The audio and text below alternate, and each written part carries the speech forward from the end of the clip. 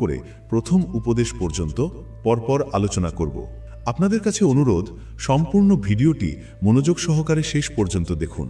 যদি প্রতিদিন ঘুমানোর আগে ও সকালে উঠে এই ভিডিওটি শোনেন, তাহলে আপনার চিন্তাধারায় ও জীবন দৃষ্টিতে এক ইতিবাচক পরিবর্তন আসবে।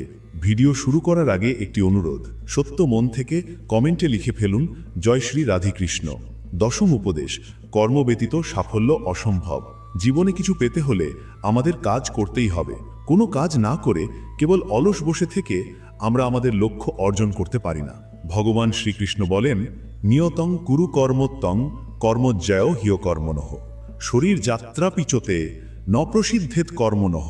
অর্থাৎ, হে অর্জুন, তোমাকে অবশ্যই তোমার কর্তব্য কর্ম করতে হবে, কারণ কর্মহীন জীবন কখনো উন্নত হতে পারে না। কর্ম না করলে শরীরও টিকিয়ে রাখা যায় না। একবার এক গুরু তার শিষ্যদের একটি তিতলির ডিম দেখিয়ে বললেন, এই ডিমটি থেকে কিছুক্ষণের মধ্যে একটি তিতলি বের হওয়ার চেষ্টা করবে, কিন্তু তোমরা কেউ তাকে সাহায্য করবে না। শিষ্যরা বসে রইল। কিছুক্ষণ পর দেখা গেল তিতলিটি ডিমের খোলসের ভিতর থেকে নিজে নিজে বের হওয়ার চেষ্টা করছে। অনেক কষ্টে সে নাড়াচাড়া করছে, কিন্তু বের হতে পারছে না। এক শিষ্যর দয়া হলো। সে ভাবল, আহা, এত কষ্ট করছে, একটু সাহায্য করি না কেন? সে গুরুর নিষেধ না মেনে ডিমের খোলস ভেঙে দিল। তিতলিটি সহজেই বেরিয়ে এলো, কিন্তু কয়েক মিনিটের মধ্যেই মারা গেল। গুরু ফিরে এসে সব শুনে বললেন, এই খোলস থেকে নিজে বের হওয়ার মধ্য দিয়েই তিতলির পাখায় শক্তি আসে। তুমি তার সেই সংগ্রাম কেড়ে নিয়েছ, আর তাই সে বাঁচতে পারেনি। বন্ধুরা, আমাদের জীবনেও ঠিক এমনটাই ঘটে। সংগ্রাম না করলে জীবনে কোনো মহার্ঘ বস্তু পাওয়া যায় না। নিজের জীবিকা নির্বাহ করার জন্যেও প্রত্যেক প্রাণীকে তার নির্ধারিত কর্ম করতে হয়। এই সৃষ্টিতে এমন একটি প্রাণীও নেই যে কর্ম ছাড়া বাঁচতে পারে। নবম উপদেশ, নিজের মনকে বন্ধু বানান, নয়তো সে শত্রু হয়ে উঠবে। জীবনে সাফল্য পেতে হলে আমাদের আগে নিজেদের মনকে নিয়ন্ত্রণ করতে হবে। ভগবান শ্রীকৃষ্ণ বলেন, বন্ধুর আত্মাতস্য কেনা আত্মাইব আত্মনা জিতাহা অন আত্মনস্তু শত্রুত্বে বর্তেত আত্মাইব শত্রুবাদ। অর্থাৎ, যে ব্যক্তি নিজের মনকে জয় করতে পারে তার মন তার সেরা বন্ধু হয়ে ওঠে, আর যে মনকে নিয়ন্ত্রণ করতে পারে না তার মনই তার সবচেয়ে বড় শত্রু হয়ে দাঁড়ায়। একটি গ্রামে ছিল একটি ভয়ঙ্কর গুহা। সেই গুহায় বাস করত এক দানব। গ্রামের সবাই তার ভয়ে কাঁপত। একদিন এক 17 বছরের রাখাল ছেলে তার ভাইদের সঙ্গে দেখা করতে গ্রামে এলো। রাক্ষসের কথা শুনে সে জিজ্ঞেস করল, তোমরা সবাই মিলেমিশে লড়াই করে তাকে তাড়িয়ে দাও না কেন? তার ভাইয়েরা ভয়ে কাঁপতে কাঁপতে বলল, ও খুবই ভয়ানক, আমরা কেউ সাহস পাই না। রাখালটি ভাবল, আমরা যদি নিজেদের ভয়কে জয় না করতে পারি তবে কেউ আমাদের সাহায্য করতে পারবে না। সে ধীরে ধীরে গুহার দিকে এগিয়ে গেল। গুহায় ঢুকে দেখল রাক্ষস তো নেই। গুহার দেয়ালে বড় বড় ছায়া পড়ে তাকে দানব মনে হয়েছিল সবাইকে।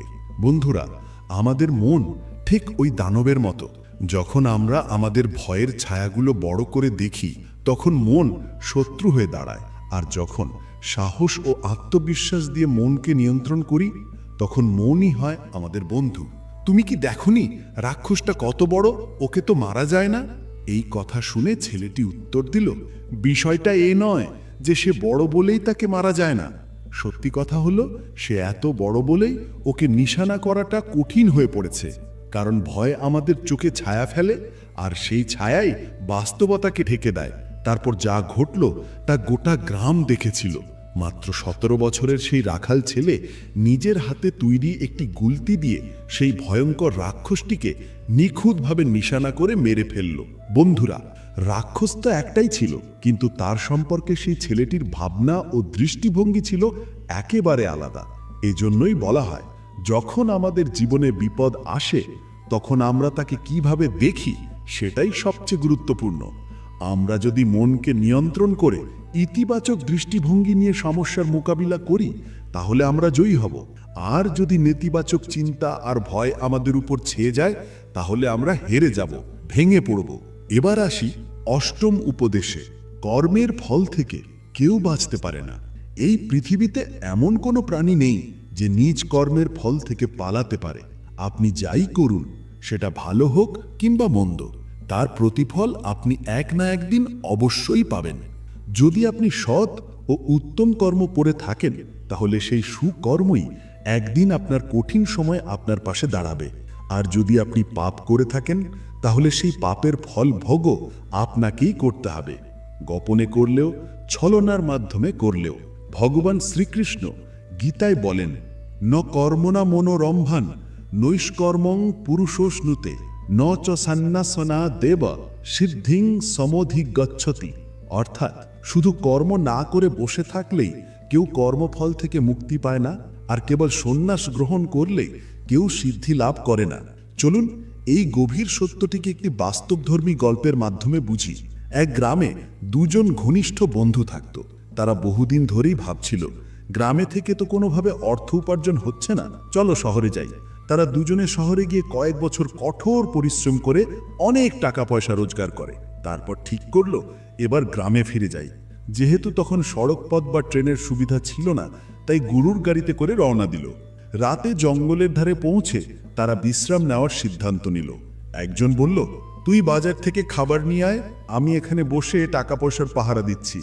যে বন্ধু বাজারে গেল, খাবার কেনার সময় হঠাৎ একটা অপরাধমূলক চিন্তা তার মনে বাসা বাঁধল। সে ভাবল, এত টাকা আমরা দুজনে কামিয়েছি, যদি ওকে মেরে দিই তাহলে সব টাকা আমার হয়ে যাবে, না হলে তো অর্ধেক ভাগ করে নিতে হবে। এই লোভ ও পাপের চিন্তা তার মনকে গ্রাস করল। সে খাবারের মধ্যে বিষ মিশিয়ে ফিরল। সেই খাবার খেয়ে তার সৎ নিরীহ বন্ধুটি সেখানেই প্রাণ হারালো। সে একাই সব টাকা নিয়ে গ্রামে ফিরে এলো। কিন্তু বন্ধুরা, পাপের ফল থেকে কেউ বাঁচে না। কিছুদিন পর তার একটি পুত্র সন্তান জন্ম নিল, কিন্তু সেই ছেলে জন্ম থেকেই ভীষণ অসুস্থ হয়ে পড়ল। সে নিজের জীবনে যা কিছু উপার্জন করেছিল তার সবই সেই ছেলের চিকিৎসায় খরচ হয়ে গেল। যখন ছেলেটি একটু বড় হলো, তার বাবা একদিন তাকে জিজ্ঞেস করল, বাবা, তুই সবসময় এত অসুস্থ কেন? আমি তো তোর চিকিৎসার জন্য জীবনের সবকিছু বাজি রেখে দিয়েছি, এত কষ্ট করেও তোর স্বাস্থ্যের উন্নতি হচ্ছে না কেন? ছেলেটি শান্ত গলায় উত্তর দিল, কে ছেলে, কে বাবা? আমি তো সেই বন্ধু যাকে তুমি একদিন বিষ খাইয়ে মেরে ফেলেছিলে। আজ আমি তোমার পুত্র রূপে জন্ম নিয়ে এসেছি শুধুমাত্র আমার হিসাব পূর্ণ করতে। আজ সেই পাপের ঋণ শোধ হয়ে গেল। এখন আমার জীবন এখানেই শেষ হচ্ছে।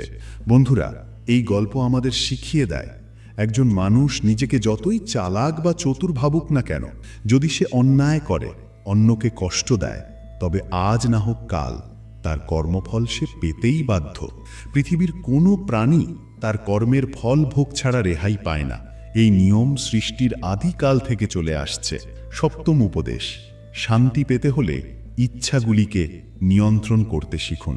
এই সংসারে প্রতিটি প্রাণী সুখ ও শান্তির খোঁজে দিন কাটাচ্ছে, কিন্তু আমাদের জীবনে যত দুঃখ আসে তার অন্যতম প্রধান কারণ আমাদের অতিরিক্ত কামনা বাসনা। একটি ইচ্ছা পূর্ণ হলেই আরেকটি জন্ম নেয়। আমরা কখনোই তৃপ্ত হই না, আমাদের মন সর্বদা কিছু না কিছু চায়। এই অসীম চাওয়ার মধ্যে পড়েই আমরা নিজের শান্তি হারিয়ে ফেলি। ভগবান শ্রীকৃষ্ণ বলেন, বিহায় কামন্যঃ সর্বান পুমানশ্চরতি নিষ্পৃহঃ নির্মমো নির্বহংকারঃ স শান্তিমধিগচ্ছতি। অর্থাৎ, যে ব্যক্তি সমস্ত ইচ্ছা ও কামনা ত্যাগ করে, মমতা ও অহংকার মুক্ত হয়ে কর্তব্য পালন করে, সেই ব্যক্তি সত্যিকারের শান্তি লাভ করে। অর্থাৎ, আপনি যদি শান্তি চান, তবে আপনাকে আগে নিজের মনের কামনাগুলিকে নিয়ন্ত্রণ করতে শিখতে হবে। এক গ্রামে এক সন্ন্যাসী থাকতেন। তিনি সারাদিন ভগবানের নাম স্মরণ, জপ তপ, ভজন কীর্তনে মগ্ন থাকতেন। তার মুখে ছিল শান্তির দীপ্তি। একদিন তিনি গ্রামের পাশের জঙ্গলের কুঁড়ে ঘরে যাচ্ছিলেন। পথে পড়ল একটা বাজার। সেখানে এক দোকানে তিনি দেখলেন অনেক টোকরায় সুন্দর টাটকা খেজুর সাজানো আছে। তার খেতে ইচ্ছা হলো, কিন্তু তার কাছে তো কোনো টাকা ছিল না।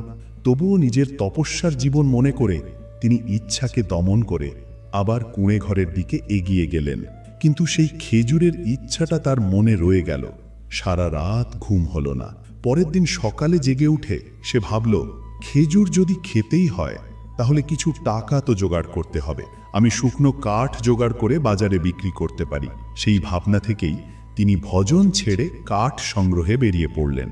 অনেক কাঠের গাঁঠি বানিয়ে কাঁধে নিয়ে বাজারের দিকে গেলেন। কাঠ এত ভারী ছিল যে কাঁধে ব্যথা হতে লাগলো। একটু পরপর বিশ্রাম নিয়ে তিনি বাজার পৌঁছলেন, কাঠ বিক্রি করলেন, টাকা পেলেন এবং সেই টাকায় কিনে নিলেন খেজুর। ফেরার পথে হঠাৎ তার মনে একটা প্রশ্ন জাগল, আজ খেজুরের জন্য আমি ভগবানের ভজন ত্যাগ করলাম, কাল যদি অন্য কিছুর লোভ হয়, নতুন কাপড়, মিষ্টি, আরও কিছু, তবে আমি তো এক সাধু। এইভাবে যদি কামনার দাসত্বে পড়ে যাই, তবে আমার সন্ন্যাসের অর্থ কি? বন্ধুরা, এই গল্পটি আমাদের শেখায়, যদি আমরা চাহিদার দাসত্বে পড়ে যাই, তবে কখনো শান্তি আসবে না। শান্তি তখনই আসে যখন আমরা কামনা বাসনার শৃঙ্খলে বাধা না থেকে মুক্ত চিত্তে কর্তব্য পালন করি। সাধু ভাবলেন, আজ খেজুরের লোভে আমি আমার প্রভুর নাম জপ ছেড়ে দিয়েছি, কাল যদি নতুন কাপড়ের লোভ হয়, পরশু অন্য কিছুর, আমি তো তখন এক সন্ন্যাসী না হয়ে ইচ্ছার দাস হয়ে যাব। এই চিন্তা করেই তিনি সেই খেজুরগুলো এক গরিব পথচারীকে দিয়ে দিলেন। বন্ধুরা, এই গল্প আমাদের শেখায়, জীবনে আমরা ইচ্ছাগুলোকে সম্পূর্ণভাবে ত্যাগ করতে না পারলেও সীমিত রাখতে পারি। জীবনের শান্তি তখনই আসে যখন আমরা যেটুকু আমাদের কাছে আছে তাতেই সন্তুষ্ট থাকি, আর অহেতুক চাওয়ার পেছনে ছোটার পরিবর্তে ত্যাগের আনন্দে বাঁচি। ষষ্ঠ উপদেশ, মোহই জীবনের দুঃখের মূল কারণ। ভগবদ্গীতায় ভগবান শ্রীকৃষ্ণ বলেন, মোহ অর্থাৎ আমার নিজস্ব, এই চিন্তা থেকেই দুঃখের জন্ম হয়। যখনই আমরা কাউকে বা কিছুকে খুব বেশি আপন ভাবতে শুরু করি, তখন সেই সম্পর্ক, সেই বস্তু হারালে বা বিপদে পড়লে আমাদের হৃদয়ে প্রচণ্ড আঘাত লাগে। এই উপদেশটি বুঝতে চলুন একটি গল্প শুনি। এক ব্যক্তি সারা জীবন কঠোর পরিশ্রম করে একটি বিপুল প্রাসাদ বানিয়েছিলেন। তার জীবনের সমস্ত সঞ্চয়, সমস্ত শ্রম, সমস্ত আত্মত্যাগ সব ওই প্রাসাদের মধ্যে নিবেশিত ছিল। এই প্রাসাদ তার গর্ব, তার অহংকার হয়ে দাঁড়িয়েছিল। লোকেরা দূর দূরান্ত থেকে দেখতে আসতো, কেউ কিনতে চাইতো, কেউ প্রশংসা করত, আর সেই গর্বে ফেটে পড়ত। একদিন সে বাজারে গিয়েছিল, ফিরে এসে দেখে তার প্রাসাদে ভয়াবহ আগুন লেগেছে। সে আর্তনাদ করে উঠল, আমার সব শেষ হয়ে গেল, যদি এই প্রাসাদ না থাকে তবে আমার বাঁচার মানে কি? আমার জীবনই শেষ। সে চিৎকার করে আগুনে ঝাঁপ দিতে যাচ্ছিল। ঠিক তখনই এক ব্যক্তি তাকে টেনে ধরল। সে বলল, ভাই, এই প্রাসাদ কি এখনো তোমার? তোমার ছেলেই তো এটা গতকাল এক ধনী কুবেরকে বিক্রি করে দিয়েছে। এই কথা শুনে লোকটি থেমে গেল। মুহূর্তেই তার সমস্ত দুঃখ, কান্না থেমে গেল। সে হাসতে লাগলো, অন্যদের মতো দাঁড়িয়ে আগুন দেখতে লাগলো। ঠিক তখনই তার ছেলে সেখানে এসে পড়ল। সে ছেলেকে জড়িয়ে ধরে বলল, বাহ, তুই তো সত্যিই আশীর্বাদ স্বরূপ, আজ তুই আমার জীবন বাঁচালি। আগুনে পড়ে শেষ হয়ে যেতাম, তুই আগেই বিক্রি করে দিয়েছিস, ভালো করেছিস। ছেলে জবাব দিল, বাবা, আমি বিক্রি করার কথা বলেছিলাম ঠিকই, কিন্তু এখনো চূড়ান্ত চুক্তি হয়নি। এই কথা শুনেই সেই ব্যক্তি আবার ভেঙে পড়ল, কান্নায় ভেসে গেল, বুক চাপড়াতে লাগলো, আহ, আমার প্রাসাদ, আমার সব শেষ। বন্ধুরা, প্রাসাদটা তো একটাই ছিল, কিন্তু যখন সেটি আমার ছিল তখন সে কাঁদছিল, মরতে যাচ্ছিল। আর যখন মনে করল এটা তো আর আমার নয়, তখন সে শান্ত ছিল, হাসছিল। এই আমার ভাব, এই মোহ আমাদের দুঃখের মূল। যখনই আমরা কারো প্রতি, কোনো বস্তু বা সম্পর্কের প্রতি অতিরিক্ত মোহ তৈরি করি, তখনই দুঃখের জন্ম হয়। তাই গীতা বলে, শান্তি পেতে চাইলে মোহ ত্যাগ করো। পঞ্চম উপদেশ, যা ঘটে তা কোনো না কোনো মঙ্গলজনক কারণেই ঘটে। ভগবদ্গীতায় ভগবান শ্রীকৃষ্ণ বলেন, এই জগতে যা কিছু ঘটে তা সবই কোনো উদ্দেশ্য নিয়ে ঘটে। আমরা অনেক সময় ভাবি, আমার সঙ্গেই কেন এমন হলো, কিন্তু ভবিষ্যতে বোঝা যায় সেই ঘটনাটি হয়তো আমাদের রক্ষা করেছে। এই উপলব্ধিটি বোঝার জন্য একটি গল্প শুনি। এক গ্রামে খুব গরিব এক মহিলা থাকতেন। তার একটি ছোট ছেলে ছিল, খুব স্বাস্থ্যবান এবং আনন্দে বড় হচ্ছিল। কিন্তু একদিন একটি দুর্ঘটনায় ছেলেটির একটি আঙুল কেটে যায়। মা ভীষণ কষ্ট পেয়ে ভগবানকে অভিশাপ দিতে লাগলেন, ভগবান, আমার সঙ্গে এত বড় অন্যায় করলেন কেন? আমার ছেলের আঙুল কেটে গেল, কি অপরাধ ছিল আমার? বছর কয়েক কেটে যায়। একদিন সেই গ্রামে এক রাক্ষস সন্ন্যাসীর বেশে প্রবেশ করে। তার ইচ্ছা ছিল বাচ্চাদের বলি দিয়ে নিজের শক্তি বাড়ানো। সে ছেলেটিকে তুলে নিয়ে যায় বলির জন্য। কিন্তু বলি দেওয়ার ঠিক আগে রাক্ষসের মনে পড়ে যায় তার গুরু বলেছিল, যে শিশুকে বলি দেবে তার শরীর হতে হবে পূর্ণাঙ্গ ও অক্ষত, আর সেই ছেলের তো একটি আঙুলই নেই। পরিস্থিতির চাপে পড়ে সেই রাক্ষসকে ছেলেটিকে ছেড়ে দিতে হয়। ছেলেটি প্রাণে বেঁচে যায়, সেদিন তার মা বুঝতে পারেন যে ঘটনাকে এতদিন ধরে দুঃখজনক মনে করছিলেন সেটিই আজ তার ছেলেকে মৃত্যুর হাত থেকে বাঁচিয়েছে। তিনি ভগবানের কাছে কৃতজ্ঞতা প্রকাশ করেন।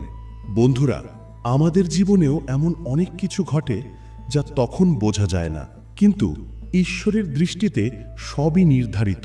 আজ যে কষ্ট, কাল সে হয়তো আশীর্বাদ। চতুর্থ উপদেশ: ক্রোধ বুদ্ধি নষ্ট করে দেয়।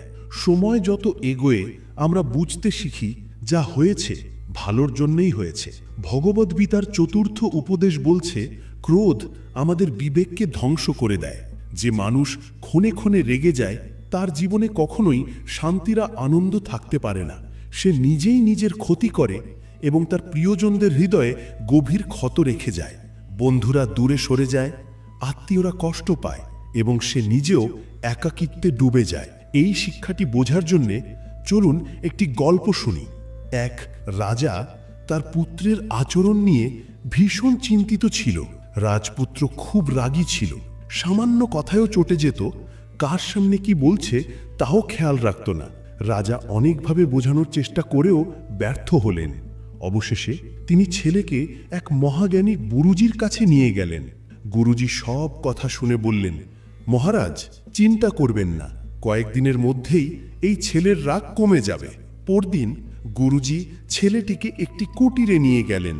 বললেন, যখনই তোমার রাগ হবে তখন এখান থেকে একটি লোহার পেরেক নিয়ে সেই কুটিরের দেয়ালে গেঁথে দেবে। ছেলে জিজ্ঞেস করল, তাতে কি হবে গুরুজি? গুরুজি হেসে বললেন, তা তুমি নিজেই বুঝবে। এখন তুমি শুধু নিয়ম মেনে কাজটা করো। ছেলে প্রথম দিনেই 10টিরও বেশি পেরেক গেঁথে ফেলল।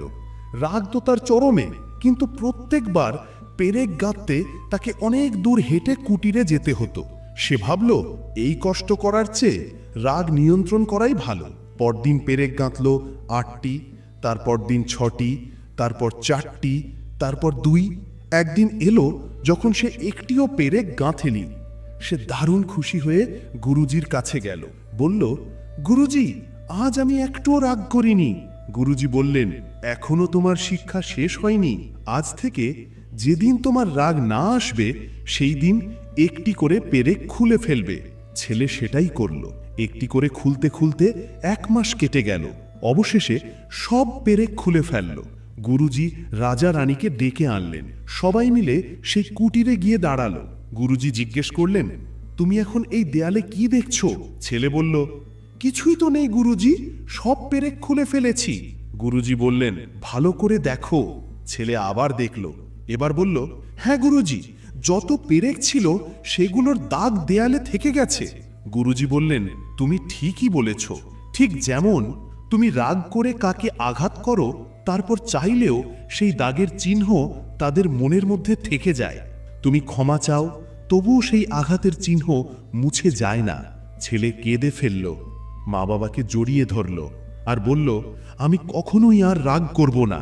বন্ধুরা, যে নিজে রাগ নিয়ন্ত্রণ করতে পারে না সে জীবনে কিছুই নিয়ন্ত্রণ করতে পারে না। রাগী মানুষের বন্ধুও থাকে না, আত্মীয়রাও দূরে সরে যায়। তাই যদি আমরা শান্তি চাই তাহলে রাগকে বিদায় জানাতে হবে।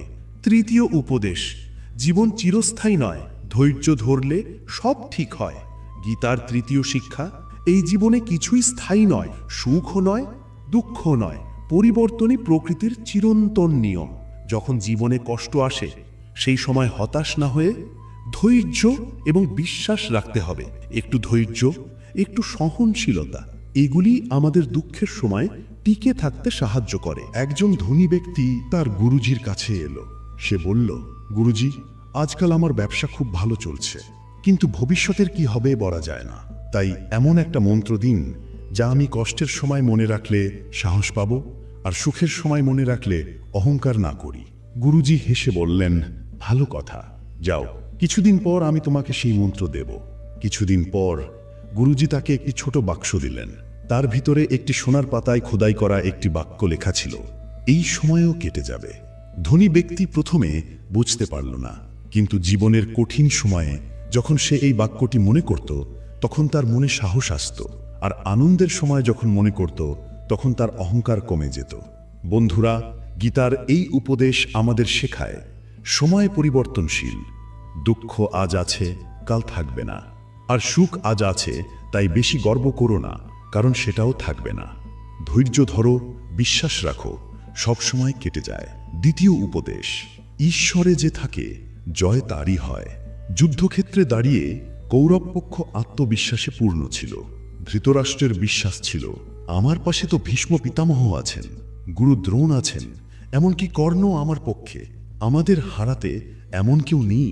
কিন্তু গীতার শেষ শ্লোকে মহর্ষি সঞ্জয় ধৃতরাষ্ট্রকে বলেন, যেখানে ভগবান শ্রীকৃষ্ণ আছেন, যেখানে সত্য, ধর্ম ও ভক্তি আছে, জয় সেখানেই। অসত্য যত শক্তিশালী হোক, যদি তার পাশে ঈশ্বর না থাকেন, তাহলে সে শেষ পর্যন্ত পরাজিত হবেই। এই উপদেশটি বোঝার জন্য আসুন একটি গল্প শুনি। ঋষিকেশের গঙ্গার তীরে থাকতেন এক অন্ধ মহাসন্ত। তিনি জন্ম থেকেই দেখতে পেতেন না, তবুও প্রতিদিন সূর্য ডোবার পর পাহাড়ে হাঁটতে যেতেন। হাঁটতে হাঁটতে ভগবানের নাম কীর্তন করতেন, আবার ফিরে এসে তপস্যা করতেন। তার অনেক শিষ্য ছিল যারা এই আচরণ দেখে অবাক হতো। একদিন এক শিষ্য সাহস করে জিজ্ঞেস করল, বাবা, আপনি তো দেখতে পান না, তবুও এত উঁচু পাহাড়ে হাঁটেন, যেখানে গভীর খাদ, পাথর আর বন্য পশুর ভয় আছে, আপনাকে কি কখনো ভয় লাগে না? সন্ত হেসে কিছু না বলেই চলে গেলেন। পরের দিন সেই শিষ্যকে ডেকে বললেন, চলো, আজ তুমি আমার সঙ্গে যাবে পাহাড়ে। দুজনে হাঁটতে লাগলেন। পথে শিষ্য একটি গভীর খাদ দেখে বলল, বাবা, সামনে একটা বড় গহ্বর আছে।